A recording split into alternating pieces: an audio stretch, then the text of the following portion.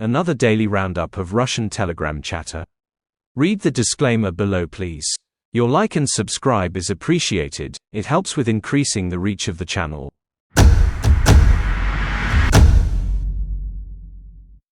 On Telegram today, massive explosions of Lebanese Hezbollah pages injure 1,500 people across the country.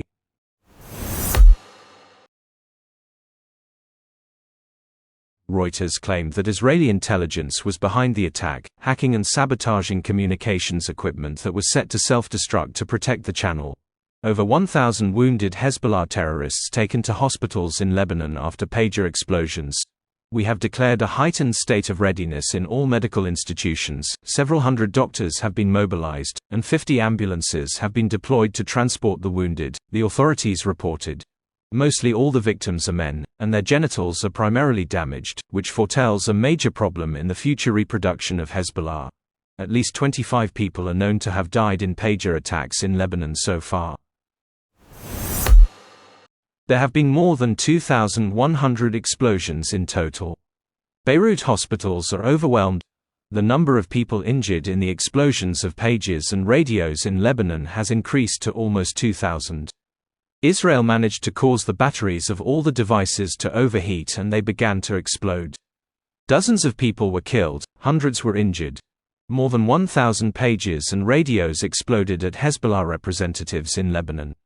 As a result, dozens were killed and hundreds were wounded. This operation was carried out by Israel, which managed to hack the militants' secure system. They switched to pages and radios, protecting themselves from interception. According to some reports, the devices also had a self-destruct function if they fell into the wrong hands. This was activated by specialists from Israel. Has this content been useful to you? Would you like to see more research and translation content from Beefeater Fella? If you do, and you want to stay up to date with my work, please take a moment to like this video and subscribe to the channel now. It takes just a few seconds and it's free. This is really important. Your support and recommendations can make a big difference to the channel. In other important news, Guinness candies in beer cans with the taste of foamy beer have started to be sold in Russia. The luxury dessert does indeed contain that same Irish beer. Tasters write that it pairs perfectly with dark chocolate. At Magnet, one jar costs 749 rubles. Cheers. Putin starts to tax people on interest yet to be paid to them from savings accounts. Russians are receiving taxes on deposits for the first time. Tax authorities have started send notifications to Russians about the accrued tax on interest income on deposits. The information became available in the personal accounts of taxpayers. The tax must be paid by those who earned more than 150,000 rubles in interest on deposits in 2023. The notice from the Federal Tax Service lists the banks where the deposits were opened, the amount of interest accrued on the accounts and deposits from which the tax should have been paid, and the final amount of the payment.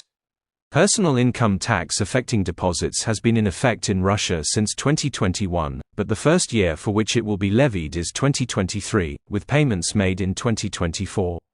It must be paid before December 1st. Desperation of the government to fund the war. The Russian audience of the online dating service Tinder has fallen by more than 90% since its exit from Russia at the end of June 2023. Users can't be dating dead men. From 1.1 million monthly users in the first half of 2023 to 95,000 in January to June of this year, according to statistics from Mediascope.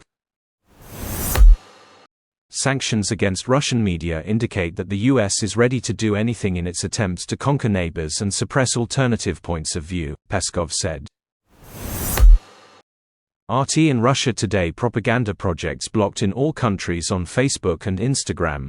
There are external forces, among which there are enemies. You call them Russia, China and others. I don't know if they are enemies.